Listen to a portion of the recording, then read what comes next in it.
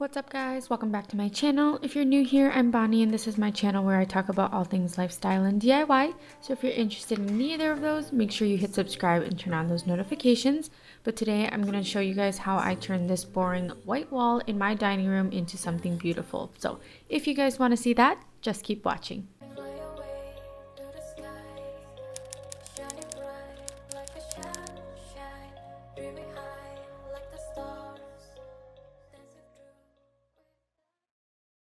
So for this DIY, you're going to need one full sheet of plywood. I decided to do birch plywood and I had to go to two different stores for that because the first one did not have a saw that would be able to cut it for me to fit into my car, and the second one was asking for $90. So actually that makes it 3 stores. So I went to a third store where they were able to cut it into 4 pieces for me, and then I also picked up some wooden dowels.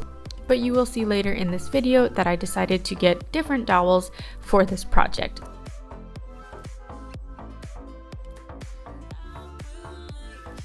I also purchased these, but I ended up not using them. But if you guys want to secure your shelves to the dowels like this, you are more than welcome to purchase these, and you can find them in the plumbing section.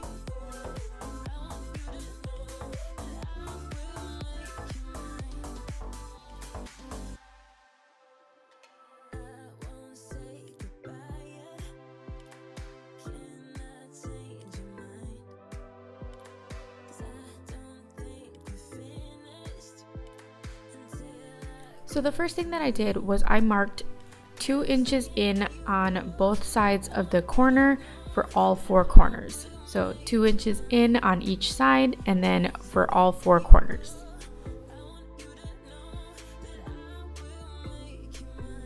And this is going to be your starting point for creating your holes. And in order to make them evenly spaced apart, I did 2 inches in from the corner and then I did 4 inches apart.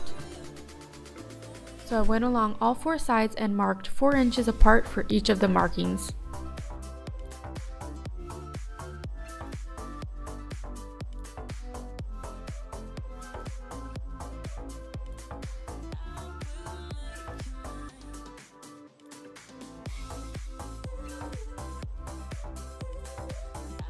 So I took my level and I started creating lines from one side to the other, and then I took the level and went across so that wherever they intersected, those were going to be where the holes were drilled. It's kind of hard to explain it, but you will see a little bit later in this video what I mean.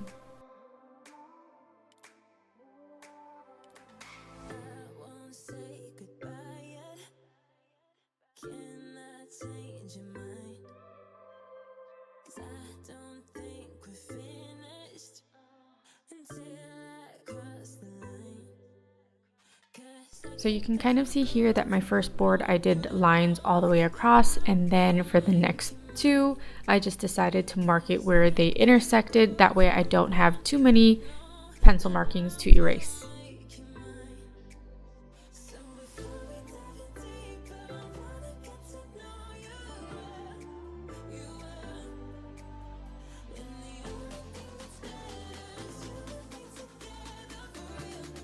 So this is what I meant by I ended up getting new dowels. The first ones I cut too short, and I also didn't have a 7 1/8 inch drill bit, so I ended up purchasing 3/4 of an inch dowels. Now for this project you can use whatever size dowel you want. You can go thicker, you can go thinner, but just make sure you have the right drill bit for the holes. So I ended up cutting each of the dowels at 8 inches in length.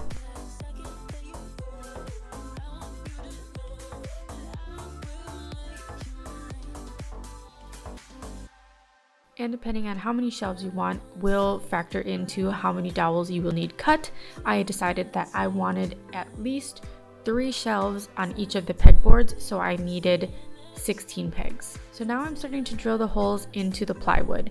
So what I did here is that I drilled about halfway through in order for the pointy part of the drill bit to stick through on the other side, and then I'm going to flip the board over to finish drilling the hole. That way it's going to minimize the splitting of the plywood.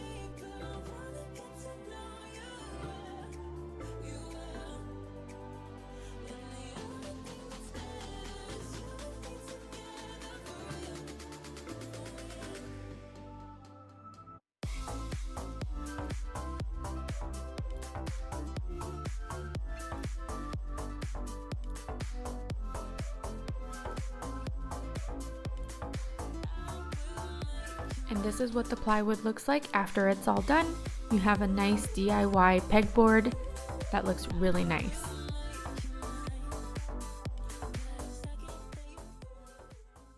I just took a 220 grit sandpaper and I hand sanded each of the holes and along the edges to give it a nice smooth finish. I then went inside to measure the center point of the wall so that I could center the first panel and then continue on making the other two.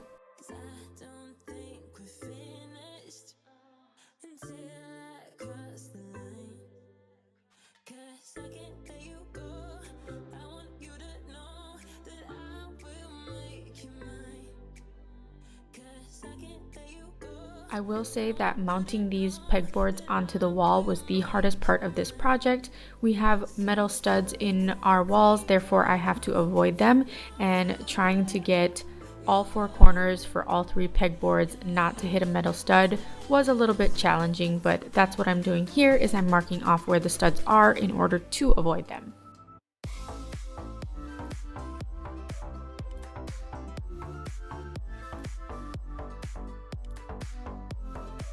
I also have hardware that was not long enough to go through the pegboard, so I did have to countersink them, and that's what I'm doing here. Had I thought about it in advance, I think I should have used the corner holes instead of creating a separate hole entirely for these wall mounts. So you can see here that this is the front of the wall mount, this little screw, so I slid it through the hole towards the front, and then this portion goes into the back.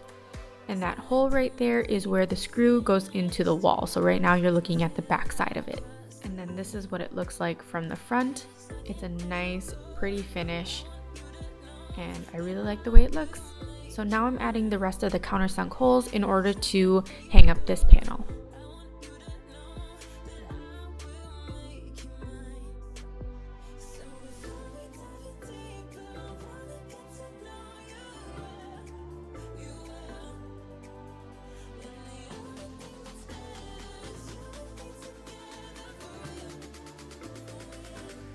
I am making the holes for the drywall anchors just to make sure that I have a nice good hold so that these panels don't fall off the wall.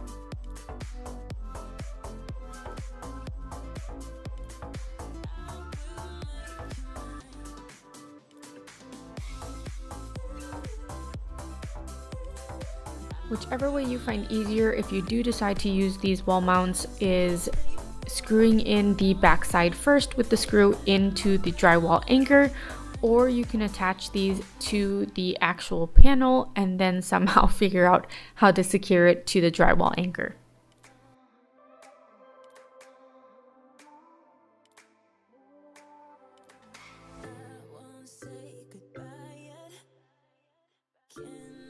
And then I struggled trying to get this secured to the wall because everything had to be really precise in order to fit into the countersunk holes that I created for these wall mounts.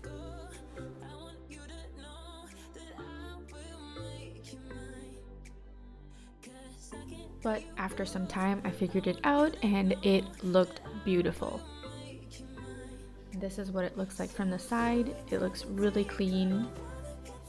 And I love the way that the mounts look with the pegboard. Now I have to finish putting the rest of the panels up.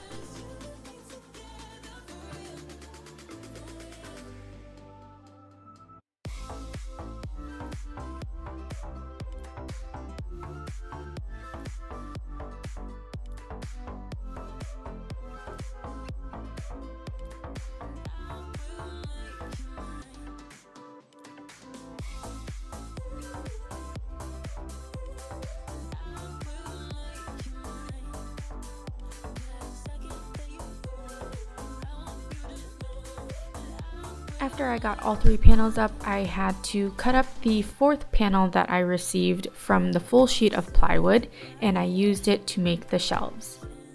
Each shelf is going to be 6 inches wide and 1 foot long. Again, you can change these measurements to suit your shelves or your needs. Just make sure you adjust your measurements properly.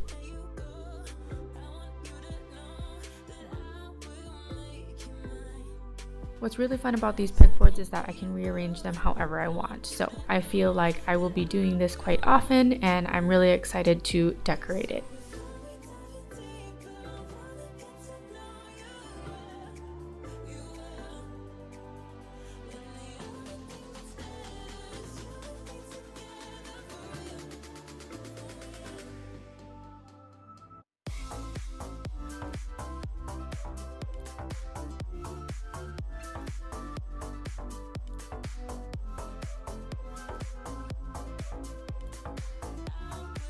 And this is what the finished product looks like.